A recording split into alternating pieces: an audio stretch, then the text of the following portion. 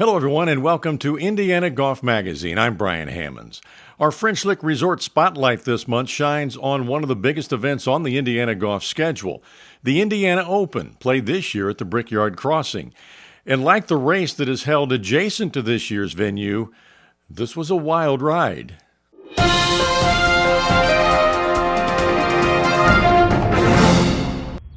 Three-time champion Michael Davin took a two-shot lead into the final round of the Brickyard Crossing, but that evaporated quickly after Davin bogeyed 3 of his first 5 holes, bringing a bunch of players into the mix. At one point, there were 6 players tied for the lead, a battle befitting the golf course at the Indianapolis Motor Speedway. When Purdue redshirt freshman Micah Sheffer birdied the 9th, he took a one-shot lead at 5 under par. Michael Davin birdied the 10th to also get to 5 under. After birdies at 12 and 13, Sheffer got it to 7 under. Brayden Miller joined him there when he made birdie at the par 5 15th. When the final group got to 15, Davin made it a 3-way tie at the top with a 2-putt birdie of his own.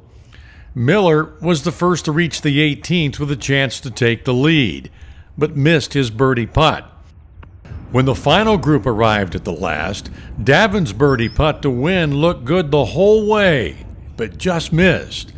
So we had a 3-man playoff between Michael Davin, Micah Sheffer, and Brayden Miller. On the first playoff hole, all 3 missed short birdie putts. The second playoff hole, the par 3 17th, Miller had this putt for birdie and the win, and got it to go to win the Indiana Open. And carrying on an Indianapolis Motor Speedway tradition, he kissed the bricks in victory. I've won a lot of big junior tournaments, but this is my first amateur win. It's first big win, so this means a lot to me. I needed this for my own mental sanity a little bit. I felt like the last couple of years I've been really struggling, and just with my game in general, just haven't really won, haven't really contended in anything, and this was a nice one to get back from the AM too. Finished poorly at the AM, and it's a good one to get. Brayden Miller becomes the first amateur to win the Indiana Open since 2018. Michael Davin's quest to win his 4th falls just short. Eric Steger made a run shooting 67, but missed good looks at birdie at 17 and 18. Mitch Davis had the round of the day with a 66 to move up 30 spots into a top 10 finish. One of the biggest events on the women's schedule took place in July at the Rock Hollow Golf Club, the Indiana Women's Amateur.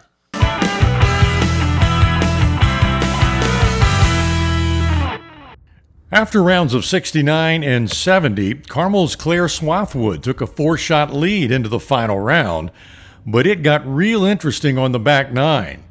First, Noblesville's Josie Kelly drew even with 4 straight birdies on holes 10 through 13 to tie the lead at 4 under, but a 3-putt bogey at 14 dropped her out of the lead.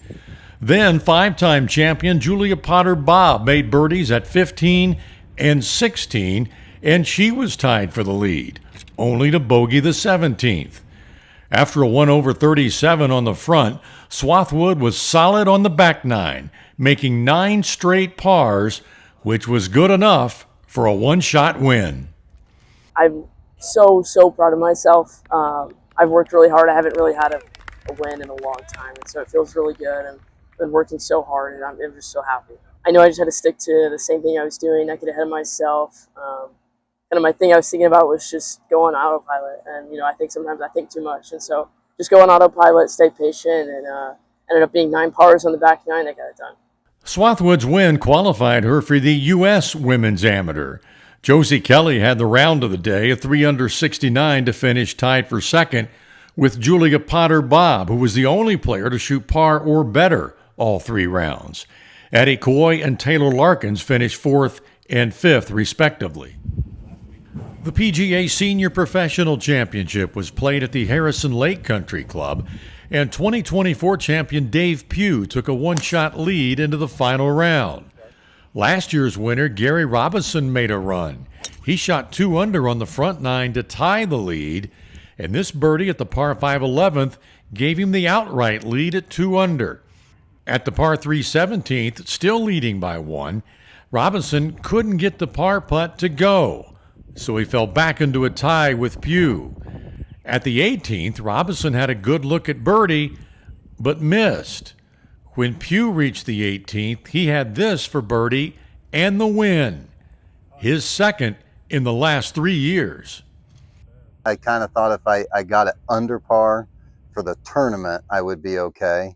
And to be honest, I was pretty nervous all day and just finally decided to make a putt on 18. Today. My ball striking was good all week. I mean, I absolutely flushed it all week. I think I don't know, I'd have to go back, but I think I probably only missed maybe 4 fairways all week and maybe 4 greens. So it tells you how bad my putter was. But I'll go back and try to figure something out because I was going to need a better putting episode than I had this week, for sure.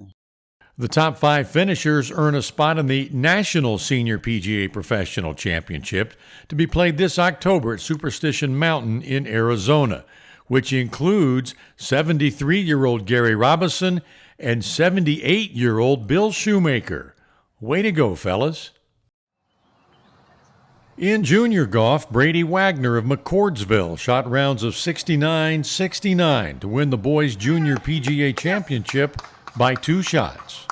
Yeah, I putted really well, was able to make a lot of birdies, and the irons felt good all day, today and yesterday. Drove it well, kept it in play, and didn't really have many mistakes. It means a lot. All the work I've put in, all day, every day, just to come out here and put together 2 under par scores. It's really good and really happy. Brady finishes 2 shots better than first-round leader Cash Willis, who shot even par in round 2. Max Steiner had the round of the day, a 68, to finish in 4th. Zach Kinzer moved up 18 spots, following up his first-round 76 with a 69. This month's Golf Destinations feature, brought to you by JEL Golf Travel, takes us to a popular choice among those of us in the Midwest. It's an easy drive to some great golf.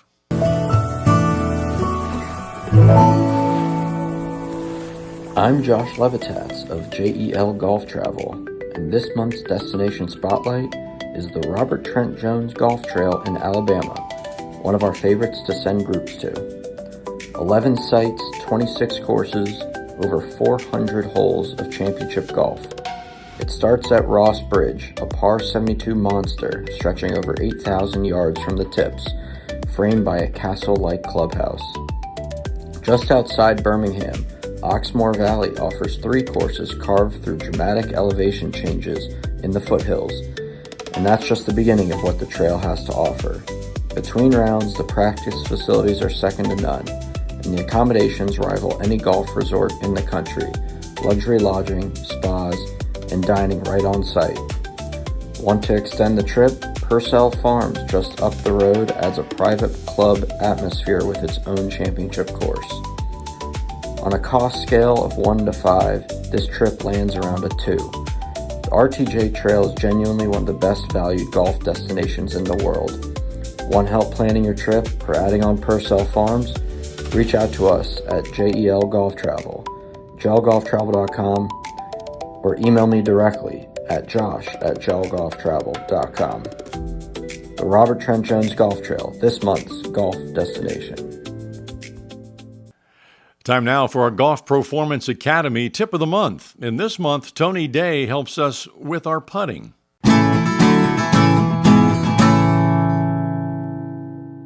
Hi, I'm Tony Day from the Golf Club of Indiana. I'm the Director of Golf Instruction at the Golf Performance Academy.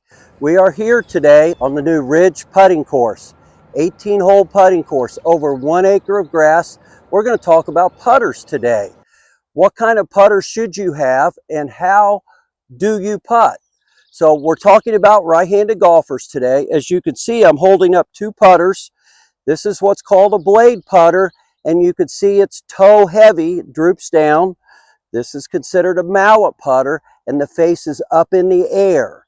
So the difference to these is, on a mallet putter, you want, when you address a ball, you want your eyes over the ball.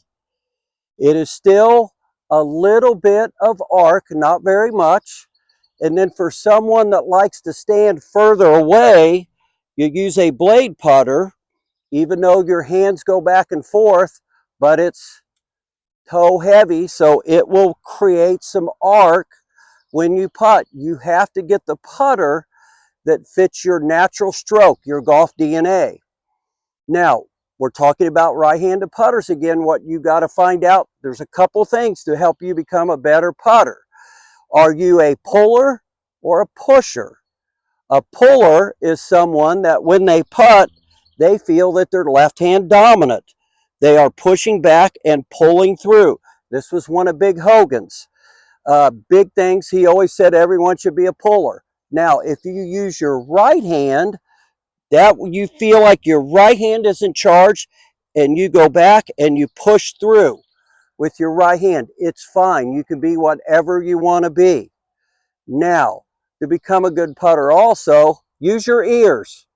Everyone always asks me how to become a good putter. Use your ears, which means when you putt, you want to listen for the ball to roll away and then take a look. Also, that will help us become good putters. Remember the putting stats on the PGA Tour. From 4 feet, they only make half their putts. From 10 feet, they only make 4 out of 10. From 20 feet, they make 1.5 putts out of 10. They only make a 20-footer every 52 holes. So we become Superman or Superwoman when we make a long putt. But remember your stats. These are averages.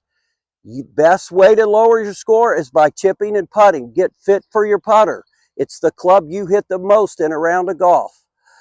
Give us a call. Come out and see us. We're at golfindiana.com, and we can help you get better at golf. Thank you. Here's what's coming up in August in Indiana golf. The IGA Senior Amateur is August 3rd and 4th at Highland Golf and Country Club. The PGA Assistant Championship is those same days at the club at Holiday Farm. The road to the PGA Championship starts with the Indiana PGA Professional Championship, August 17th and 18th at Harbor Trees. And the PGA Team Championship will be contested on the 24th at the Ackerman Allen Course in West Lafayette. And that will do it for this episode. I'm Brian Hammons. Thanks for watching, and join us again next month for Indiana Golf Magazine.